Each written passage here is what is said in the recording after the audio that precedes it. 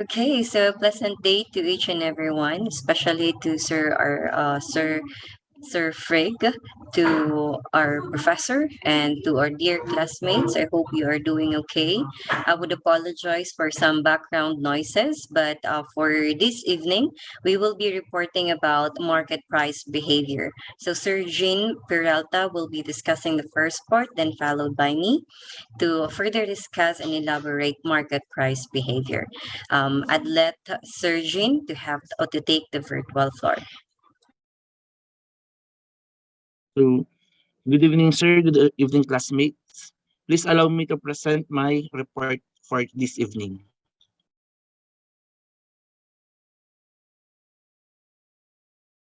What is market or stock price? It is referred as the current price that a share of stocks is trading for on the market. A public traded company shares were issued. They were given a price as an assignment of their value that ideally reflects the value of the company. So this means that the value of your stocks depends on the standing of your organization. Next, what are the factors affecting market or stock price? So the first one is the company news and performance. So this includes the releases of earnings and profits and the future investments or future earnings of the organization. Second, the announcement of dividends. Third, the introduction of new products or service or a product recall. Fourth, securing a new large contract. Five, the employee layoffs. Six, anticipated takeover or merger. Seven, a change of management. And the last one is accounting errors and scandals. Second is the industry performance. So the stock price of the companies in the same industry will move in tandem with each other. This is because economic conditions generally affect the companies in the same industry the same way. But occasionally, the stock price of the company will profit from a piece of bad news for its rival if the companies are competing for the same market. Third, investor sentiments. Investor sentiments defined broadly as a belief about the future cash flows and investment risks that is not justified by the facts and at hand. Investors' sentiments or confidence can cause the market to go up or down, which can cause stock prices to rise or fall. The general direction of that stock market takes can affect the value of a stock. So, so this includes two things: bull market and bear market. Bull market is a strong stock market where stock prices are rising and investors' confidence is growing. It's only tied to economic recovery or an economic boom, as well as investor optimism. The second one is bear market. It is a weak market where stock prices are falling and investors' confidence is fading. It often happens when an economy is in recession and unemployment is high with rising prices. So an example of a great recession is the what else the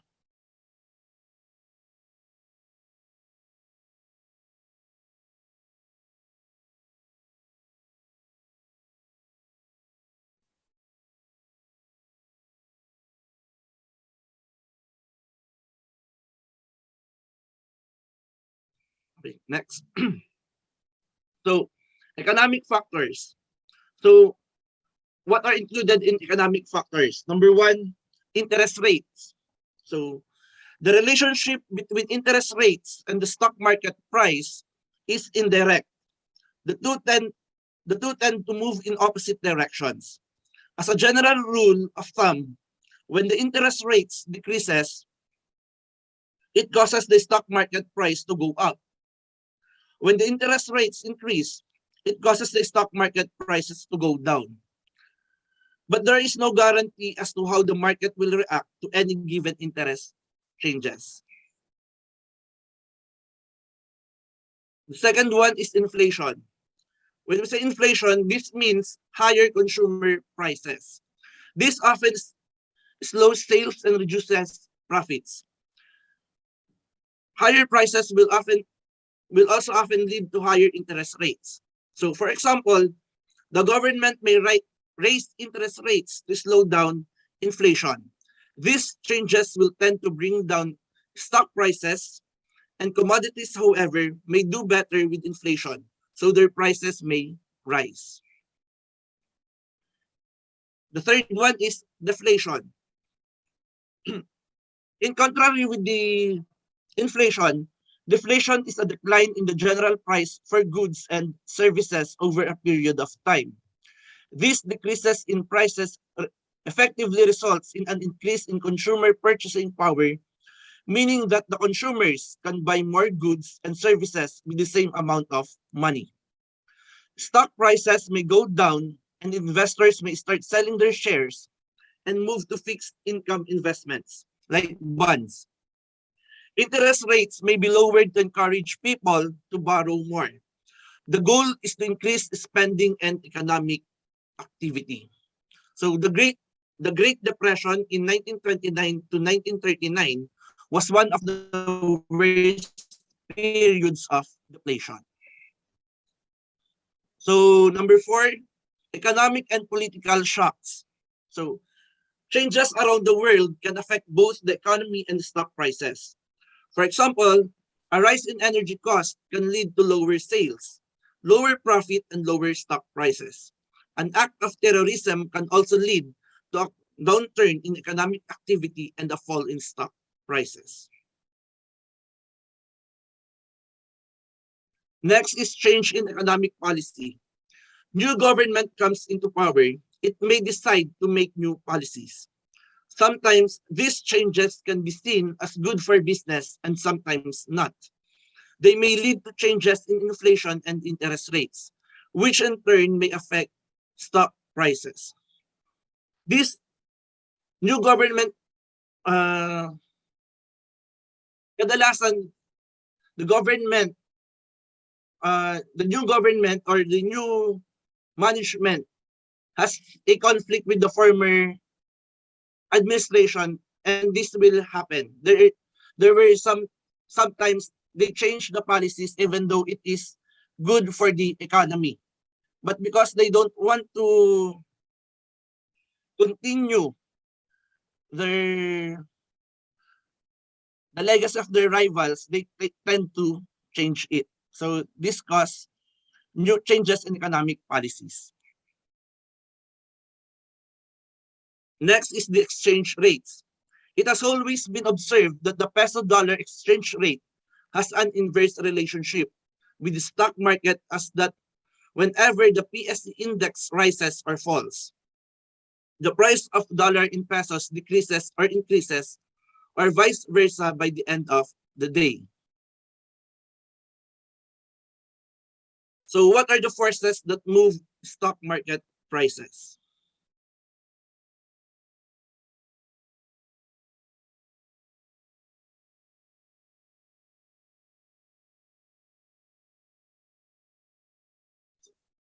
Stock prices are determined in the marketplace, where seller supply meets buyer demand. But have you ever wondered about what drives the stock market? That is the factors affect the stock's price. Unfortunately, there is no clean equation that tells us exactly how the price of a stock will behave. That said, we do know a few things about the forces that move a stock up or down. These forces falls into 3 categories: fundamental factors, technical factors, and market sentiments. Fundamental factors: in an efficient market, stock prices will be determined primarily by fundamentals, which at the basic level refers to a combination of 2 things. Number 1, an earnings-based such as earnings per share, and a valuation multiple, such as P/E ratio. An owner of common stock has a claim on earnings, and earnings per share is the owner's return on their investment. When you buy a stock, you are purchasing a proportional share of an entire future streams of earnings. That's the reason for the valuation multiple. It is the price you are willing to pay for the future stream of your earnings. So, the earnings based. A real estate investment trust, or REIT, is a company that owns, operates, and or finances income producing real estates. REITs provide an investment opportunity like a mutual fund that makes it possible for everyday, not just Wall Street, banks, and hedge funds to benefit from valuable real estate. Present the opportunity to access dividend-based income and total returns and help community grows, thrive, and revitalize.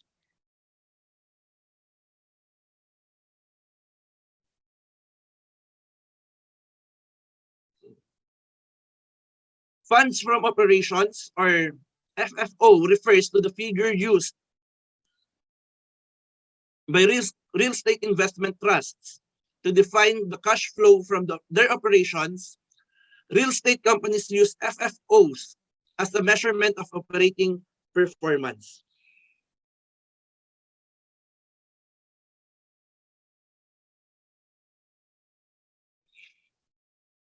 FFO is calculated by adding depreciation, amortization, and losses on sales of assets of earnings.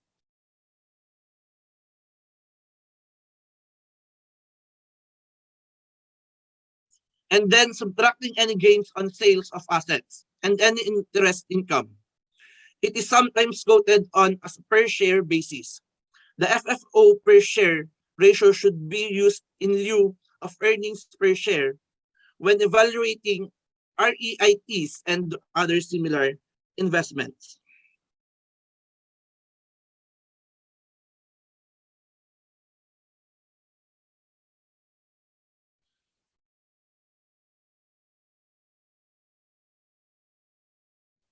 The valuation multiple. The valuation multiple expresses expectations about the future. It is fundamentally based on the discounted present value of the future earnings streams. Therefore, the two key factors here are, number one, the expected growth in the earnings base, and the discount rates, which is used to calculate the present value of the future stream of earnings. A higher a higher growth rate will earn the stock a higher multiple, but a higher discount rates will earn a lower multiple. So, technical factors. Things would be easier if only fundamental factors set stock prices. Technical factors are the mix of external conditions that alter the supply of and demand for an company's stock. Some of these indirect affect fundamentals. For example, economic growth indirectly contributes to earnings growth. So, technical factors include the following. Number one, inflation. We mentioned it earlier as an input into the valuation multiple. But inflation is a huge driver from a technical perspective as well. Historically, low inflation has had strong inverse correlation with valuations. Deflation, on the other hand, is generally bad for stocks because it signifies a loss in pricing power for companies. Economic strength of market and peers. So economic strength of market and peers, these are the companies stock tends to track with the market and with their sector or industry peers. Some prominent investment firms argue that the combination of overall market and sector movements, as opposed to the company's individual performance, it determines a majority of the stock's movement. Then another factor is the substitute. Companies compete for investment dollars with other assets classes on a global stage. This includes corporate bonds, government bonds, commodities, real estate, and foreign equities. The relationship between the demand for US equities and their substitute is hard to figure, but it plays an important role. So, incidental transactions. Incidental transactions are purchases or sales of a stock that are motivated by something other than belief in the intrinsic value of the stock. These transactions includes executive insider transactions, which are often pre-scheduled or driven by portfolio objectives. Another example is an institution buying or shorting a stock to hedge some other investments. Although these transactions may not represent official votes cast for or against the stock, they do impact supply and demand and therefore can move the price. So another technical factor is the demographics. Some important research has been done about demographics of investors. Much of it concerned these two dynamics. Number one, middle-aged investors, big earners who tend to invest in the stock market. Older investors who tend to pull out of the market in order to meet the demands of retirement.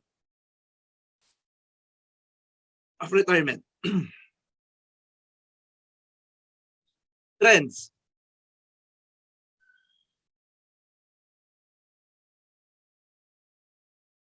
Trends. Often stock simply moves according to the short-term trend.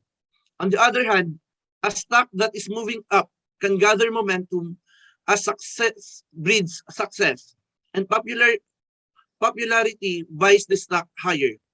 On the other hand, the stock sometimes behave the opposite way in a trend, and thus what is called reverting to the mean. Next is liquidity. Liquidity is an important and sometimes underappreciated factor. It refers to how much interest from investors a specific stock attracts. Walmart's stock, for example, is highly liquid and thus highly responsive to market material news. The average small cap company is less so. Trading volume is not only a proxy for liquidity, but it is also a function of corporate communications. That is the degree to which the company is getting attention from the investor community.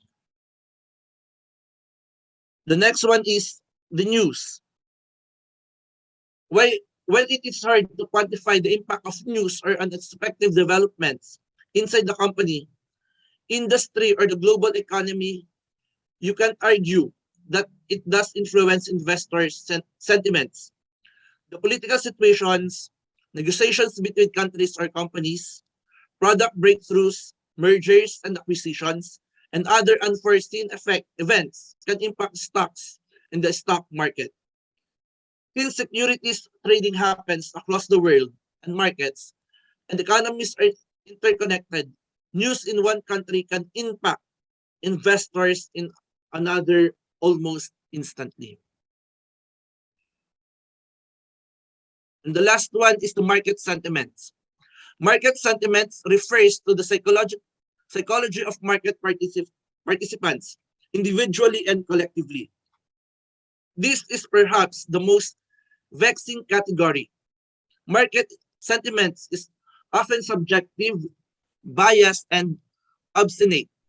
For example, you can make a solid judgment about the stock's future growth prospects, and the future may even confirm your projections. But in the meantime, the market may myopically dwell on a single piece of news that keeps the stock artificially high or low. And you can sometimes wait a long time in the hope that other investors will notice the fundamentals. So this ends my topic. The next presentation will be presented by Ma'am Lydevia. Thank you for listening. All right, so a pleasant evening again to each and everyone. So before I proceed, please, there would be some background noises. I really apologize for that, but bear with me. So for the second half, I'd be reporting the role of markets, the efficiency market hypothesis, and also the noise trader model. To start with, let's have first a brief um, information about what is a role of markets. So, according to Hayek, 1945, it is an economic planning which involves two types of knowledge. One is scientific knowledge, which is a knowledge about theoretical or technical principles and rule, and the second one is specific knowledge, which is knowledge of particular circumstances of time and place. So if we are to invest, and there would always be an economic planning that would involve, which is the technical knowledge, and also the specific knowledge, which is the circumstantial knowledge when it comes to investing. Okay, so when it comes to the market, it is a market-based economies with decentralized resource allocation, and also will always dominate the central planning. So here, when it comes to central planning, there would always be two knowledge that was discussed earlier, which will be used to decentralize. So from all the informations that you do have or the data that you do have when it comes to investing, you would always should know what would be the informations, and then from that technical and circumstantial or the specific knowledge, you would have to decentralize it to further know what would be efficient on your investment, and also what would be informational game that would central your plan and hope to win when it comes to investing. Like for example, the North versus South Korea, what would be the information that they would use to have fixed their social economic, and then also east versus west Germany, likewise with Taiwan and China. So from all the informations that they do have in hand, they would be having it decentralized to have a specific way to make sure that investment for them for their economy to I mean, to solve their economic problem, would always making sure to have all the information decentralized to more specific ones. All right. So that also involves the prices. So these prices would always consist of four main characters. Would be the resource allocation, the scarcity indicator, the informational rule, and market efficiency. So prices would always help the resource allocation decisions. What would be the what how much, and what would be the given factors that would allow us to provide specific allocations when it comes to investing in particular. And also it is a meaning indicator of relative scarcity, because it would always somehow would provide information what is the scarce scarce information or the scarce prices that we would have to check if we are investing. And also, price plays an informational role in the market-based economies, likewise an efficiency with which market prices assimilate new information, and also assumes a great importance for the society and and economy as one. All right. So in the role of markets, there would always be two key lessons. One is the informational role of markets in knowledge aggregation of great value to the society. And also the second one is asset price reflect the value of goods or services are central to the development of a free market system. So if you would observe, this is just a continuation of what we have discussed in the previous subject that we have taken last semester. So, free market would always something that would play around, especially so in any type of investment or in any type of economy. So, this is what Hayek does not talk about how market becomes efficient. All right. So that being said, what is market efficiency? So market efficiency would always have its hypothesis. So when it comes to market efficiency, it is the price of any given stock and effective fare. When we say fare, it is an efficient price economy. It is an equal to the expected net present value of all future present. So in any all investment, it always have a future profit in any type of investment. All right. So to continue, it is a discounted using a fair risk adjustment return. So we would always check if that would always be fair. But there are also considerations that are involved, which are the needs to a large number of buyers and sellers. Of course, definitely for an economy to evolve and also to continue, it would always consist of buyers and sellers.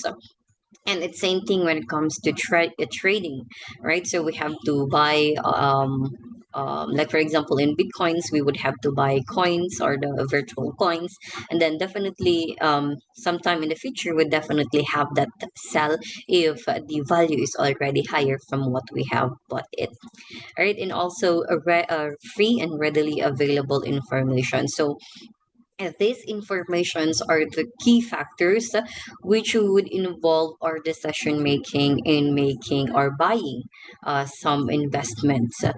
And also essentially identifiable securities if it would be really securing some profit in the future, and also uninhibited trading. So these are something that we would have to check. And also if there are bargains available, definitely investors would build up their price buying to those stocks until the stock is no longer a bargain. So, for this one, in case there would be probably stocks that are been sold for cheaper prices, these investors would really check if that would be something that is uh, how do you term this one, if it would be something profitable, if you would sell it in the future. So it's something that you would have to check. What if they are just bargaining the stock because the company is at the verge of closing its business? So there are something there are circumstances that we also have to take note if there would be something bargaining that happening from stocks. And also if markets are efficient, then it would be difficult for an investor to consistently beat the market. This is something that investor would definitely check, because when it comes to an efficient market, the buying and selling of investment or stocks is something that investor would really have to check, especially so they cannot beat the market if the stock price is too high. And in in other term, it would be suffering from loss if that would be the case, that you'd be buying high stocks, then later on in the future you would have to sell it in a lower price. Okay, so when it comes to the behavior market efficiency, efficient markets in standard finance by Eugene Fama, he described an efficient market as one in which price always fully reflect available information. So it's something that the information of a particular stock or probably stock company is already available public. Okay, so you could always check that one anywhere. And also available information, however, is an ambiguous term.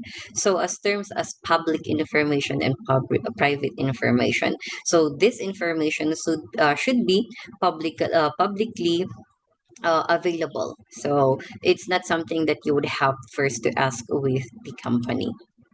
All right. So when it comes to the behavioral or the behavior of market, there are two versions of efficient markets, and there are also two corresponding efficient market hypotheses. So one is price equals value market. It means to say that markets where investment price always equal their intrinsic values.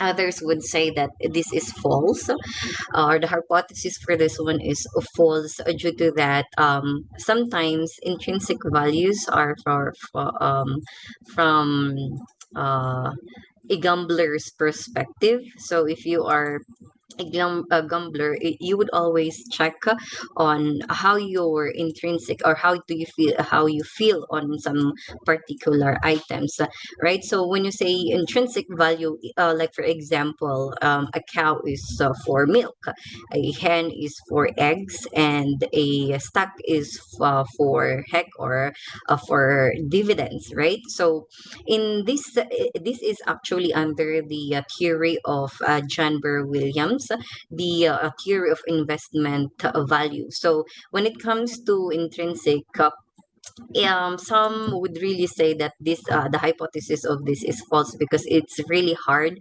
to invest using just your intrinsic perception or intrinsic values. But on the second one, hard to beat market is something that would really, or the hypothesis is true, because markets where some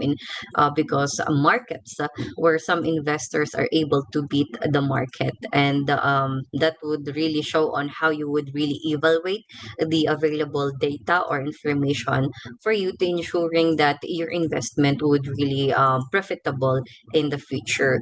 But of course there would some instances that you would really fail, but most of the time, if you would really allocate information and give time to check what would be the market, and learn and study on how you would make your decision, would definitely beat the market. All right, so this is what saying earlier, like for example, um it's the short term speculation. So this is the price equals value markets that uses intrinsic value. So when it comes to short-term speculation, it sometimes refer of good or luck, or the lucky. It's a flipping of the coin contest. Like for example, you are in a casino. Most of the time, 6 billion people would pay $1 each to join that particular game or that contest. And then the heads up to stay in this tail, would definitely probably 3 billion after one round would be still in the game by just flipping the coin, right? We sometimes do this in making our decision if we would stay or not. If it would be head or eagle, then it's something that you would have to choose by just flipping a coin. And then on the 10 rounds after flipping the coin, then most of the time 6 million would be still participating in that contest. But just imagining flipping 10 heads in a row, definitely there would always, it's not something that would really stay you in a game. And also people begin to believe that they're good in flipping and not lucky. So it's something that it's a personal thing, or it's a personal decision on how you would really flip and how you perceive things.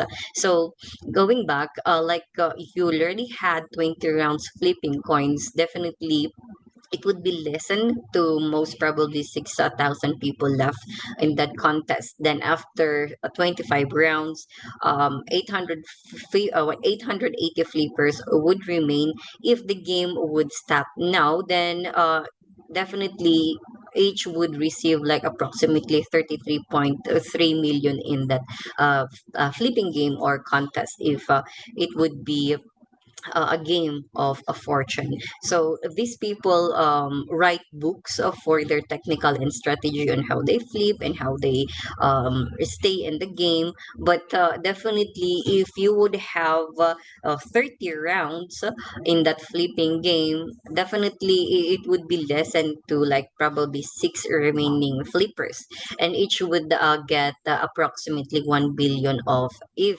the game would stop on that 30th flip. But if it would be probably take two more rounds, and would after the 32 rounds, the single, it would have at least a single winner. But this is would be for from something that is ad flipping game, that would takes a row enough like 32 I mean straight flip games that you would have won. So it's like a winner by a flipping by lucky, or definitely it's something that it's not perceive, or it's not how do you call it, how do you term it, this one, it's not something that you could have it, or you can win by 32 flips, having one side of the coin. So there are also things that we also have to consider. There are millions of investors, analysis, portfolio managers, advisors, etc., that are also participating in this investment process. But of course, many will appear to be on top of the performers, at least in a short term, but not in a long run. So definitely, it's just a game of fortune, who is lucky and who is good in flipping, and who could tell who would win on this flipping game. So to move forward, there are also this random walks and predictions. So when we say random walks, it is the random walk theory, which stocks prices movements do not follow any patterns or trends.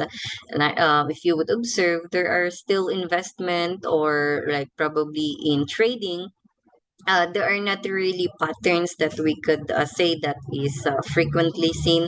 Sometimes it's really hard to check, but most of the time there are still investors, or I would say people that would, even though there are no patterns that is involved in that investment, they would still check, because our mind, our human brain is suited for some seeing patterns. So even though there are no patterns to check, our brain would still definitely check on some patterns that we would use in having this decision. So this is sometimes as called as the gambler's fallacy. So popular but enormous belief that some self-correcting process impacts random events.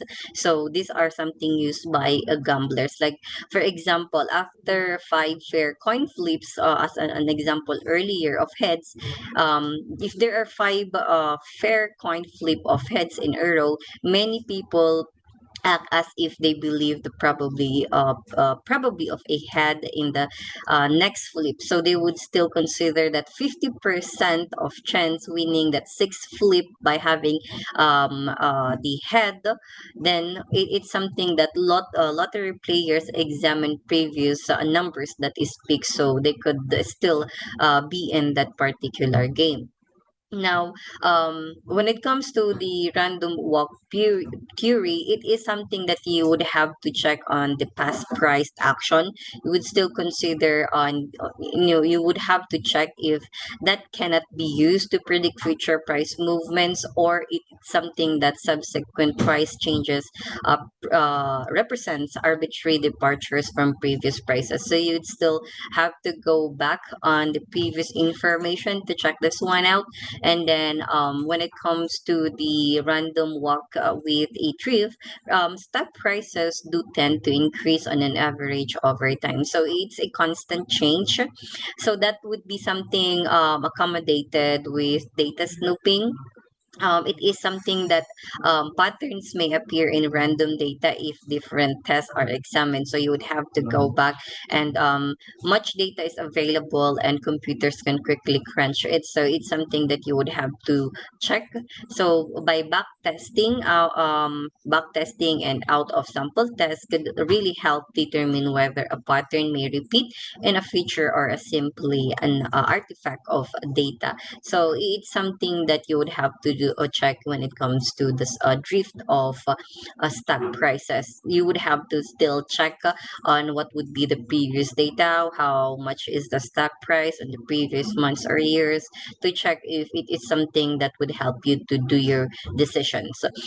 However, there would still millions of people examine charts and research patterns and trends. So it's something that you would really personally do if you would want to check some patterns. Then random walk theory is something that you would have to use. All right. So going back when it comes to efficient market, um, let me just go forward to my next slide. All right. So when it comes to efficient market hypothesis or so-called EMH, it is a proposition that market prices incorporate all available information. So you really would have to gather all available data. So you would have to do some research on how is it. So you could make sure that it is an efficient market. So you would have to do your decision after gathering all data that you have. Right. And also, security prices fully reflect all available information, such as new information arrives in independent and random fashion. Current stock prices reflect all relevant risk and return information. Thus, investors rapidly adjust TUC's prices to reflect new information. So, when it comes to price, it is an equal of a value at all times. Like for example, the price is always right. So it's something that you would have to always check to ensure that you are also calculating the risk, how much would be the stack, how much would it cost.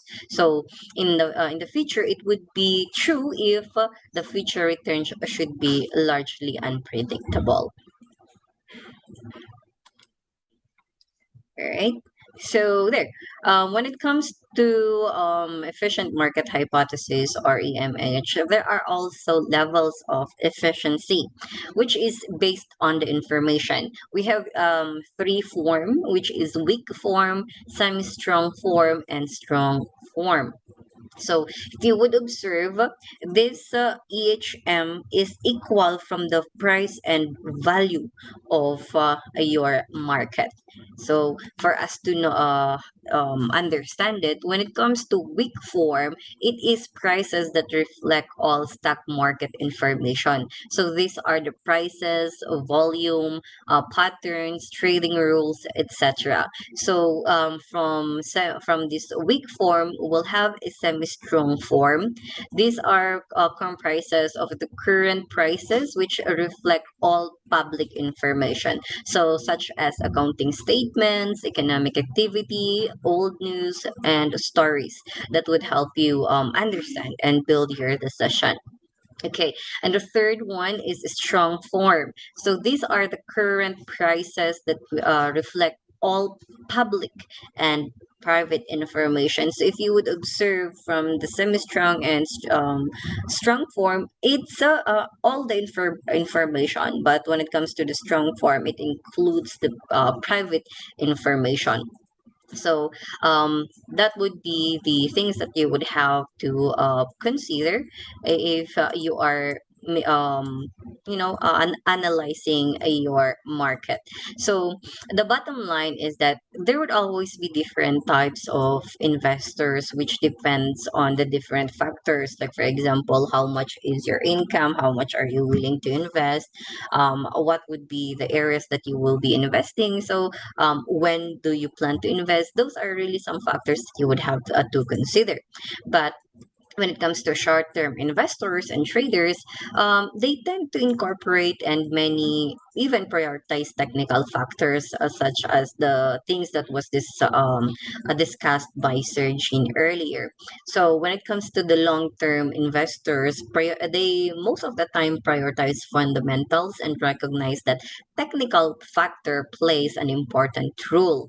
Why? Because investors who believe strongly in fundamental can reconcile themselves to technical forces and other information with the following popular argument, which is technical factors and market sentiment, and often and overwhelm of the short run, but fundamentals will set the stock price in long run. So while waiting for that, for the meantime, they could also expect more exciting development in the area of behavioral finance, especially since traditional financial theories cannot seem to explain everything that happens in the market.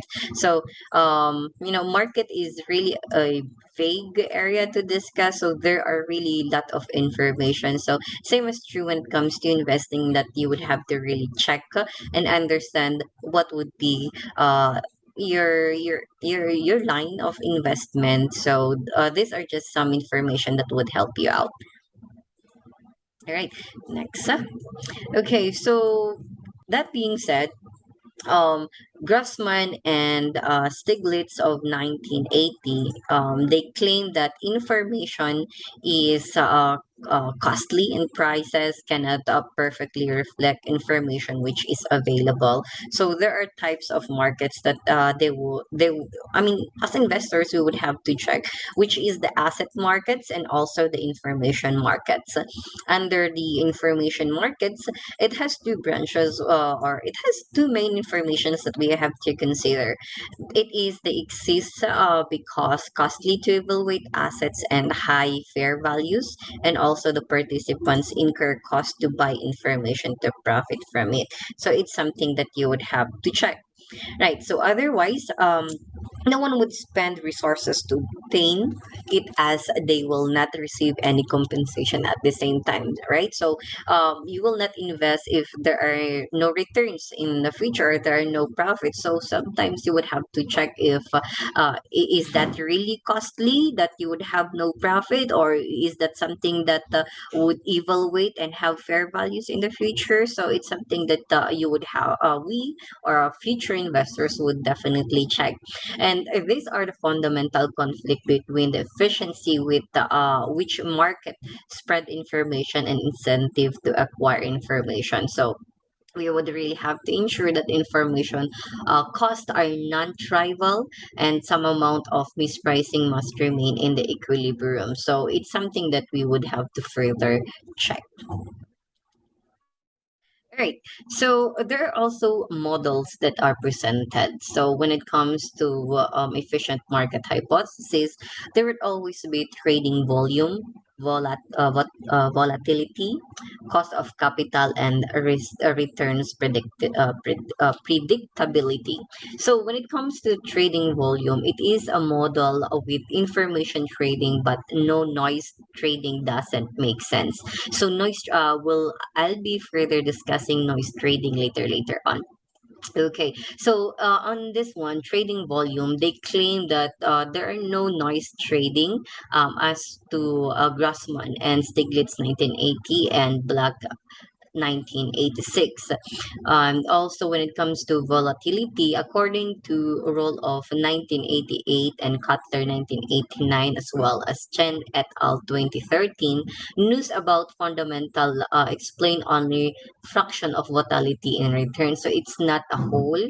So that is also something that Elton 1999 considered the cost of capital. It is a long periods where both equity returns and risky long-term bond returns have been lower than risk-free rate. So it's something that we would also have to consider, and that also goes to the returns predictability. So according to Piotrowski 2000 and Asnes 2013, firms with a lower beta or lower volatility, lower distress risk, and lower leverage, as also etc. And also they earn higher returns, and making risk based on the explanation insufficient. So it is predicting how would be the return of your investment in the future.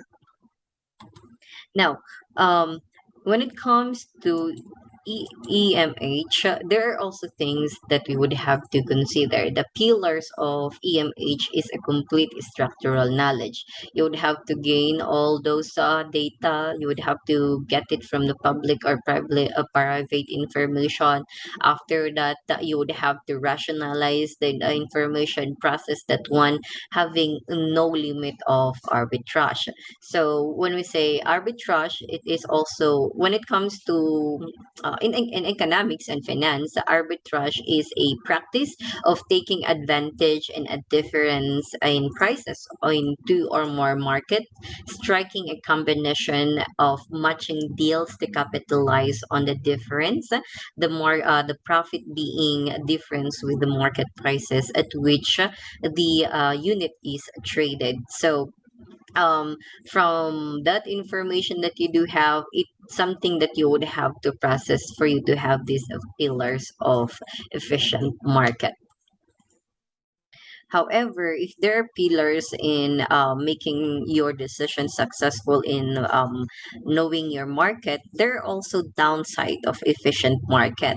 There are some limitations or the so-called EMH limitation because there are some informations that are not trivial, and also there are excessive trading volume. That being said, it has also an excessive volatility of returns that factors loading has little power to explain cross sections returns, which these realized returns are poor proxy for expected returns, which is the size of active management industry.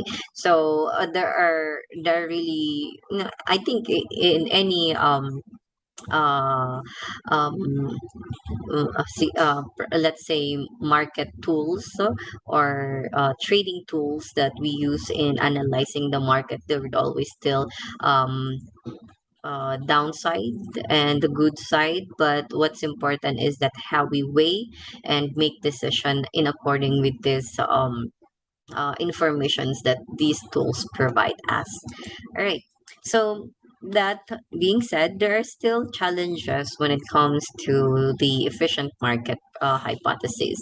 Since there are excessive volatility, why would be the market so volatile? Definitely, it depends on the dividends and not the volatile at all. So there are also bubbles. When you say bubbles, it is the dramatic increase and declines in stock in the market. So it's something that fluctuates in every second. So you can we cannot really see, or we could have it forecasted, but not really exact if we don't have sufficient data to use in analyzing how the market goes.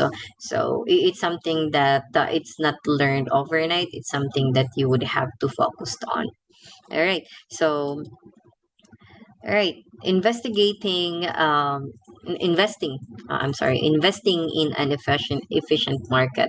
So, just an example, if you would have to invest in efficient market, there are two investor. For example, there are two investors that are walking down the street, and then suddenly, one stops. When one spots uh, hundred $100 bill on the sidewalk, one would point it out, and the companion says it must not be real since it's $100, right?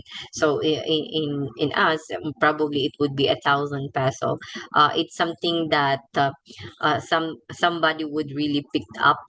So it's something somebody would if your colleague would if you would tell it to your colleague that there is a thousand $100 bill or 1,000 peso bill, some would say it's already picked up, right? Because if that would be true, then somebody already had picked it up.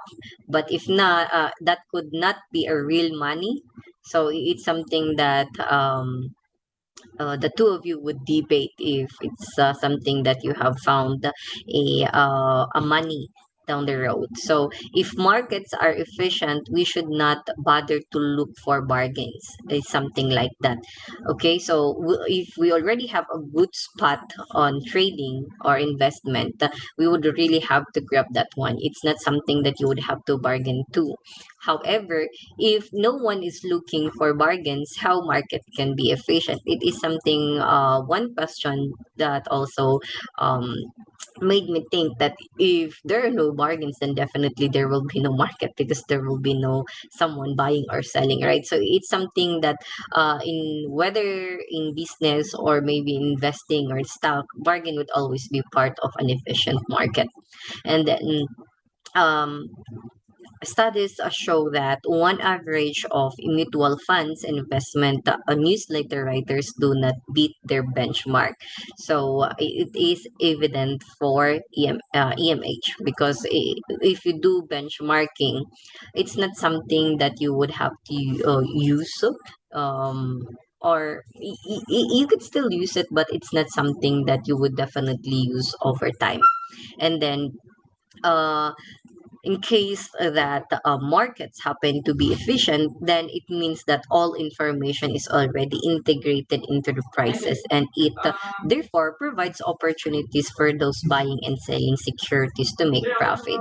So that should be something that investors should do if market is efficient. Okay. So next question is that why might the market not be efficient? One is that investor make decision influenced by emotions and psychological biases. Okay, so definitely if we are investors, we should never make decision if our emotion is high or too low because it will not have any good result. But if sometimes we got stressed out and you don't have there's nothing to do, and then you just have to check your trading and it fails, so right, you would probably make a decision that it's not something that you would want because of your emotions. So that is one reason why market cannot be efficient. And also, if large group of investors become too optimistic or pessimistic, they might move prices. That is the investors, the so-called investors mood. And however, investors mood can impact expectations, so it's how uh, mood really do a big thing when it comes to investing. All right. Okay, so I hope everyone still is doing great. And again, I would apologize for some background noises, but there. So, can investment fraud occur in an efficient market? I think, or I would say that fraud is really everywhere, whether it be investment or any type of business. I would really say that fraud is, occurs everywhere. So there is this so-called micro cap fraud.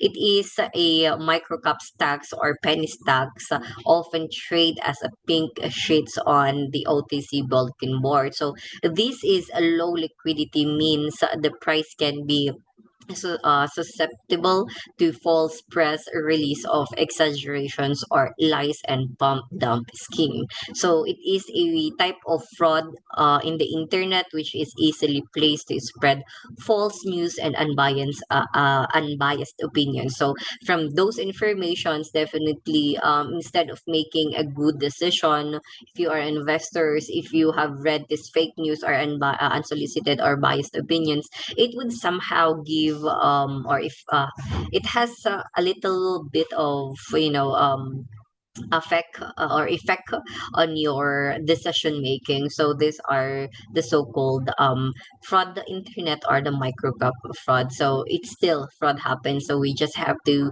make sure that if we are getting information, it would be from a how do you call this one? It should be in a reliable resource. All right, but there are also red flags that we would have to consider.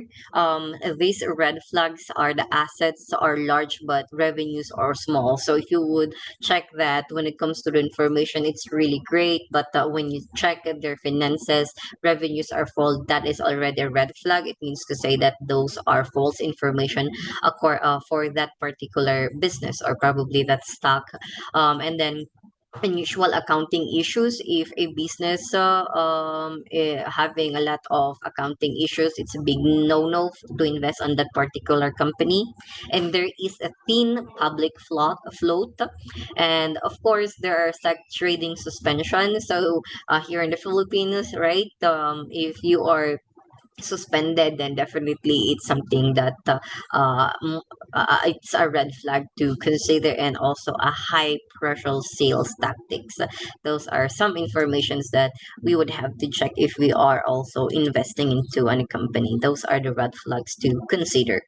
Okay, now what EHM EHM is still something that hotly debated today. Okay, in support on this line, it is short-term prices are unpredictable, so you cannot really predict that, or you cannot predict the future prices.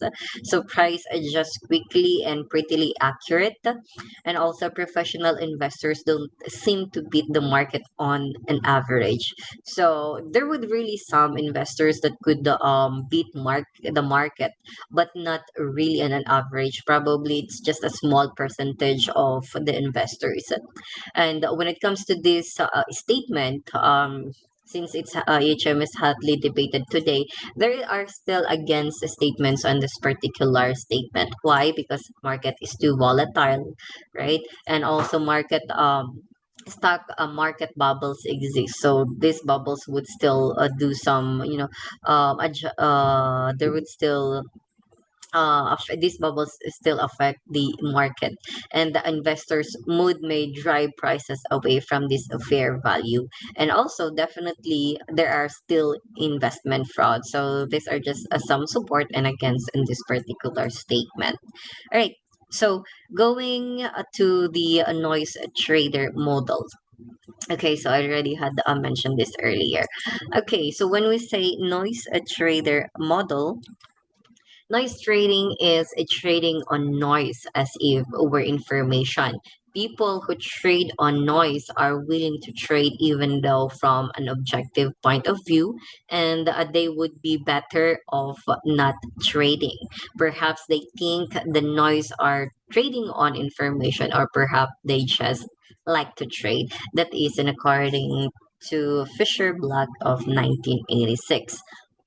Now, to further check what is really a noise trader, who is noise trader, by the way?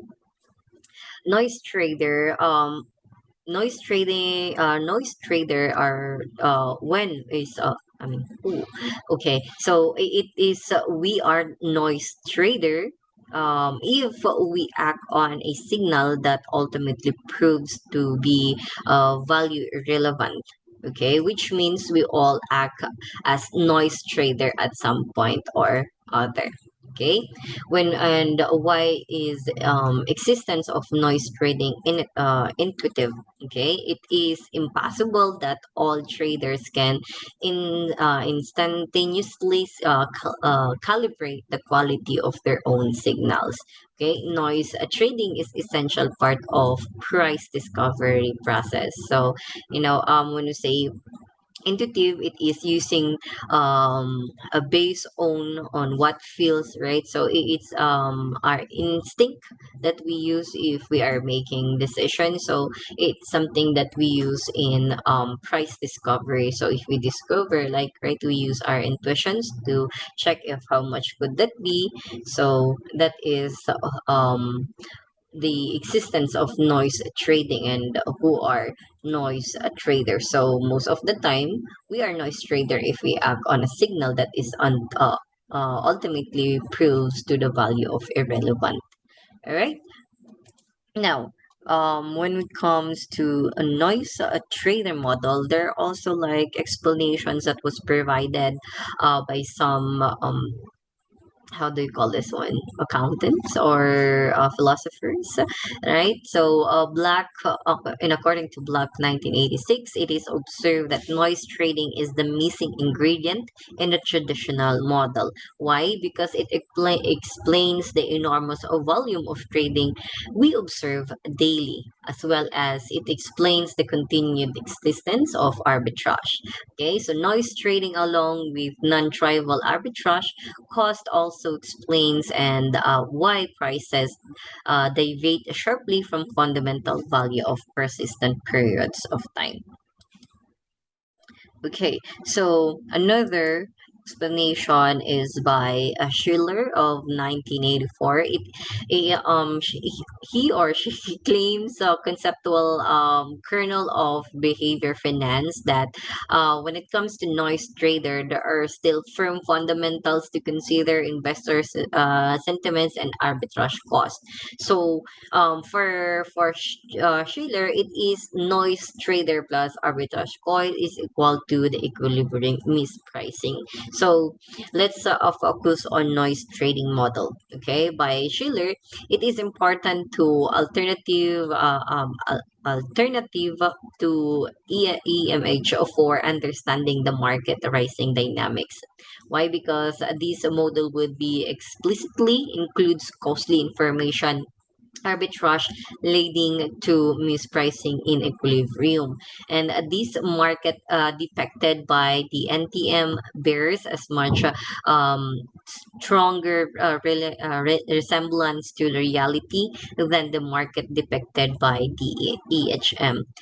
Okay, so NTM or this noise trader model recognize that noise trader activities impose a risk on all investors and that a risk increase the cost of capital for everyone in the equilibrium. All right. Okay. Another definition is by give me one by Rubinstein of 2001. Um, it claims that explains asset prices by rational models only if all attempts fail resort to irrational investor behavior. So it's something that would involves on the investor's behavior. Okay, so in this NTM or noise trading model, it is a behavioral finance model. For today, do not need to violate the above prime directive. However, most models feature noise trader and constrained arbitrage. Example is the rational arbitrage with explicit cost constraints and as claimed by Schiller of 1984, it is one of the earliest example of such a rational behavior model. So it is something that rational that had all the informations gathered. All right. So when it comes to NTM or the noise trader model, markets with low arbitrage cost will feature prices close to fundamentals, like for example, index futures, closed-end funds, and ETFs. Okay, so when it comes to the factors that affects arbitrage course, these are the trading cost, the holding cost, and information cost. Okay, trading cost, definitely what would be the cost on how would you trade, how would it cost on how to hold those tradings and the informations that are cost, how you paid on how to gather those information. So there would always be a cost involved. Okay, in market with high arbitrage cost, it will display more volatility and pricing, such as like small cap stocks, less closely followed or less actively traded stocks, growth stocks, and also emerging market stocks. In EMH, it is a special case of NTM where arbitrage costs are close to zero. So it's something that something that we would have to consider if we are into investing. Now, there are also a rule of investor sentiment, right? So there will always be sentiments by investors. So these sentiments are um, non-fundamental demand. Example is the net demand for an asset that is not based on an optimal forecast of its fundamental value. Another is that when it comes to investor sentiment, it is a source of mispricing, and thus opportunity for investors, and also source of risk as it imposes cost on investors. So, if you would observe, all the risk are is within the investor. Okay, there you go. Okay. To further discuss when it comes to the market-wide sentiment, it is the investor sentiment is systematic and pervasive. But when it comes to a firm-wide sentiment, it is important in a relative price of individual stock, as well as the impacts of subcategories of stocks such as industries, geographies, and investment styles. Thus, when it comes to the research evidence, it is a multiple liquidity and behavioral based reasons for investors' sentiments. Okay, so there are also some empirical research when it comes to the role of investor sentiments. According to it, for this empirical research, models are that propose sentiments based explanation. It is incorporating the finance impact and real economic and decisions by the manager. So it's something that is done reality. And also asset pricing literature in finance, it focus on the market-wide sentiment, which is already discussed earlier, right? So what are those market-wide? Market-wide are the investor sentiments in a systematic and pervasive way. Okay, and then it in accounting, it focuses in a firm specific sentiment and characteristic based mispricing indicators, which are the relative pricing when it comes to the individual stocks, and also the impacts of the categories of such industries, geographies, and investment styles. So those are the things that checked in the pricing literature. Things are also considered. All right. Okay, so when it comes to human beings, they do not function as perfect variations. So when it comes to this, it is a retail investor plus a mutual fund in investors, which are passive ones, and this would equal to the emerging portrait. It is that of a market buffet by many types of non-fundamental demand. Okay, so this is an overweight factor such as a signal of saliency and the ease with which similar events are recalled. So underweight indicators of statistical reliability are also some factors that is affecting the complexity and framing modes of self-esteem, which was stated by Griffin and Tversky, 1992, and also mentioned by Barberis and Thaler, 2002, thus Schiller, 1999, and Hershifler of 2001 and 2015. Okay, so in this frame, this investor sentiment is inextricably linked when it comes to the arbitrage cost. So, as I mentioned earlier, this arbitrage is the practice of taking advantage in different prices of in two or more markets. So, these investor sentiments would really link on where would be these markets, or what would be the investing capability that you would do in this particular market, so, or probably how much would you invest into particular market. So in the absence of arbitrage cost, investor sentiment would have no effect on price, because it's there's nothing to choose from. Okay, so it would always link to the arbitrage cost to check on to have issues such as assets complexity, investor attention, and information uncertainty have impact on both. Because if there would be no arbitrage cost, then there would be no options, right? So for us to have investor sentiment, there would always be options where to invest, so they could do have their price comparison or market comparison. Okay. All right. So this is in accordance with Campbell and Schiller 1988, Ilton 1999, and Cocaine of 2011.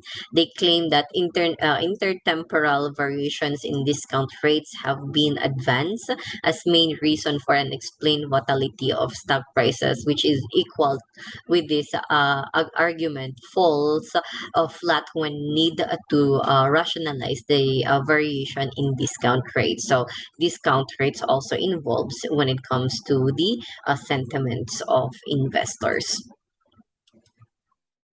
Okay, so these are just some quest of sentiments that was stated by some of these philosophers, I would say.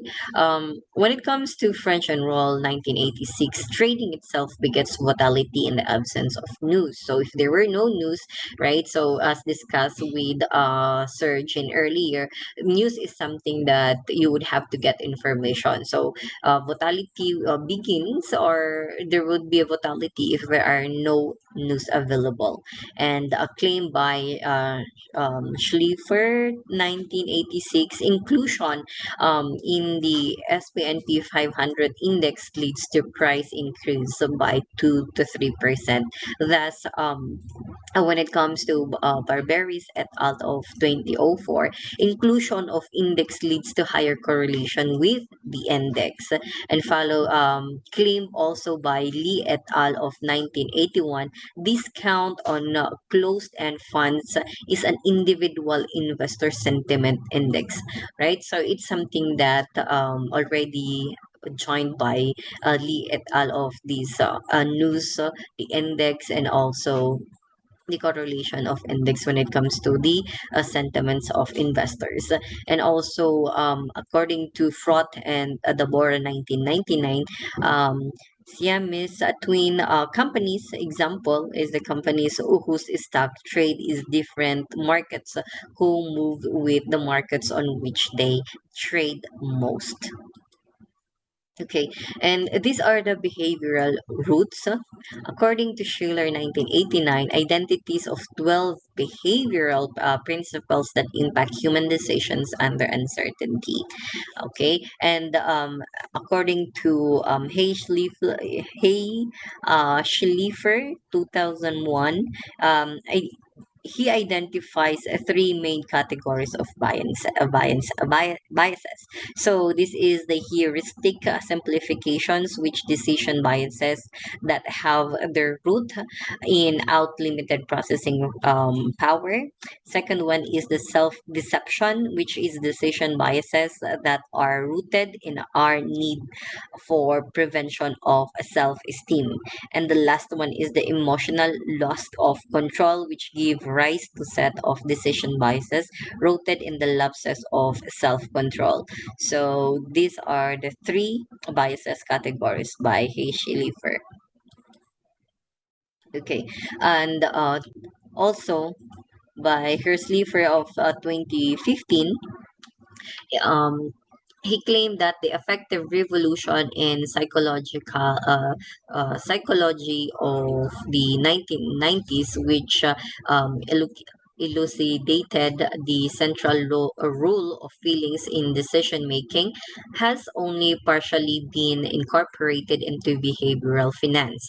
So it's something that is linked on how you do your behavior when it comes to finance management. And moreover, therefore, theoretical and empirical study is needed of how feelings affected financial decisions and implications of these for prices and real outcomes. This topic includes moral attitudes and infused decisions about borrowing, saving, bearing risk, and exploiting other market participants. So, as I mentioned earlier, there would always be sentiments made by these investors. So, one is um self bias. So if you are having if you are in bad mood, or if you are in a very low and very high mood, never make decisions because it will not have any good result. Okay, so as a bargain, according to Baker and Burglar 2007, the question now is no longer, as it was a few decades ago, whether investor sentiment affects stock prices, but rather how measure investor sentiments qualify its effect. So before, it's how you decide or the sentiments affect stock prices, right? Because they would really move stock prices.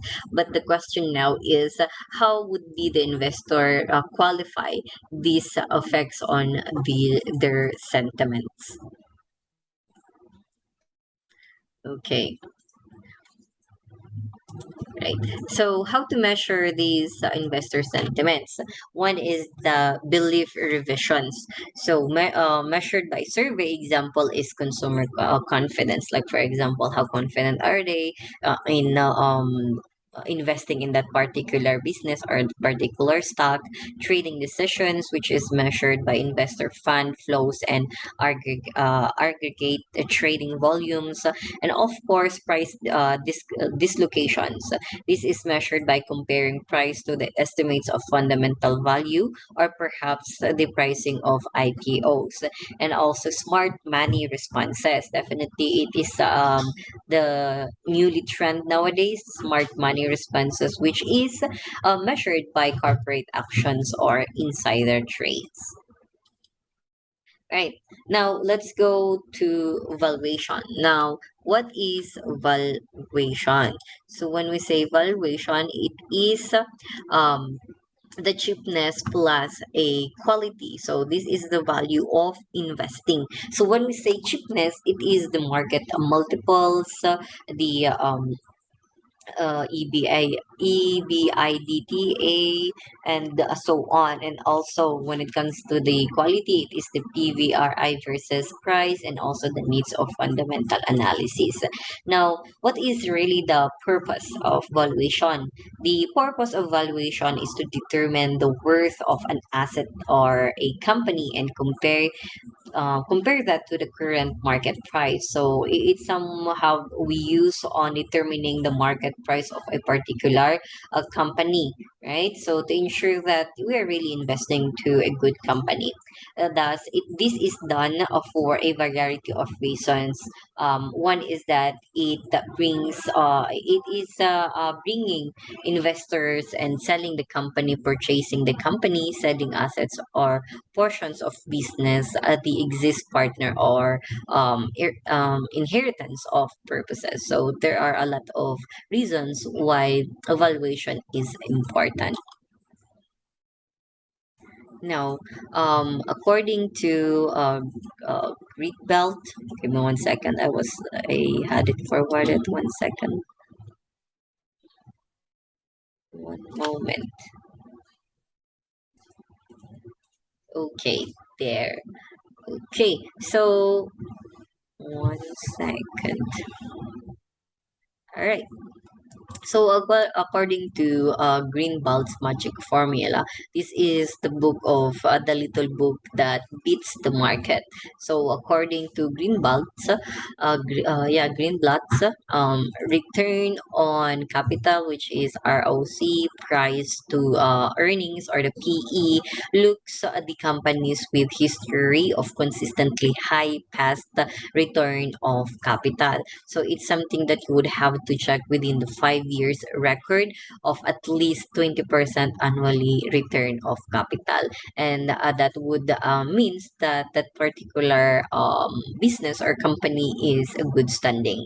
And by the ones that is currently trading at the lowest price earning. So for us to make sure that we would have a good investment and have a good price in the future, what we have to check first is the ROC. That should be at least 5 years, 20% annually, and the lowest PE. So that is the formula. Okay, it's just two to take note. All right. So when it comes to valuation, why does value investing work? Because there are still a lot of explanation. Okay, when it comes to based explanation, you already have checked what are the possible risk in investing in that particular stock or company. The behavior is already checked that you are, it's not because you like that company, right? So you have that behavioral based explanation that you would have to check, and also the institutional and fiction based and preference based.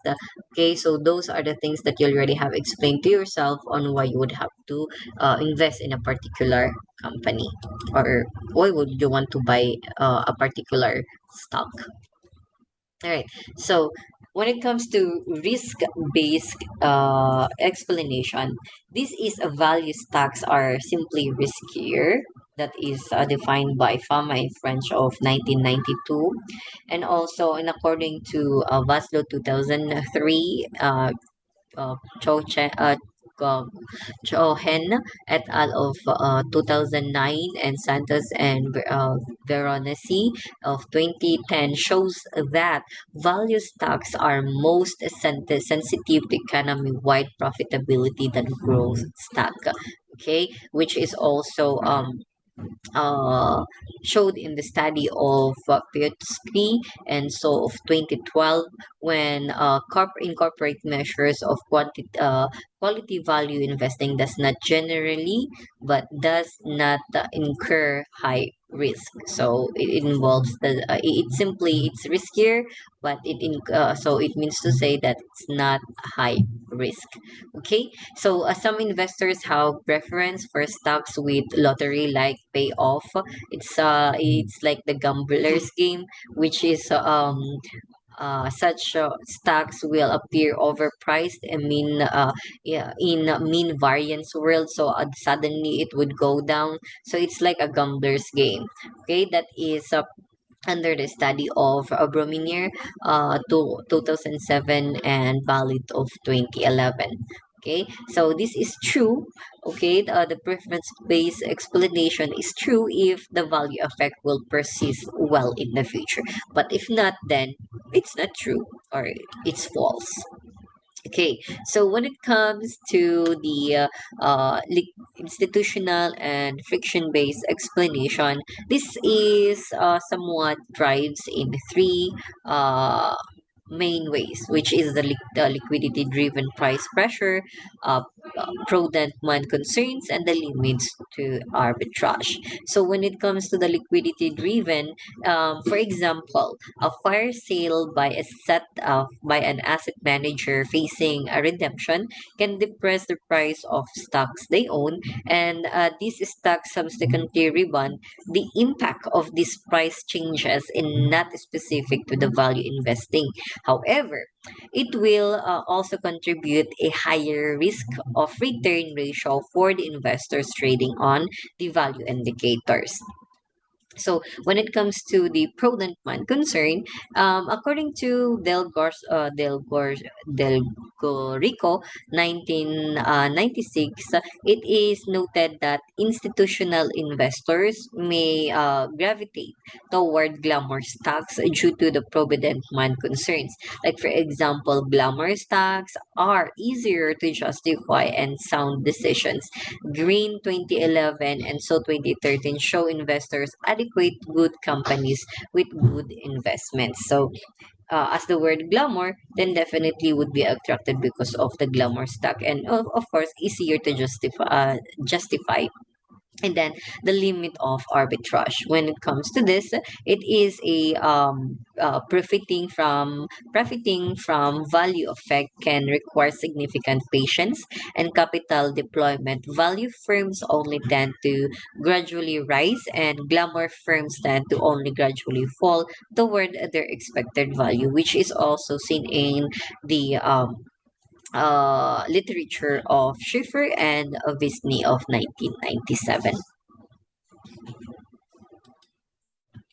Okay, so when it comes to the behavioral based explanation, there are four informations that we would have to check, which is the saliency versus weight, extrapolation, momentum trading, and overconfidence in high information uncertainty settings.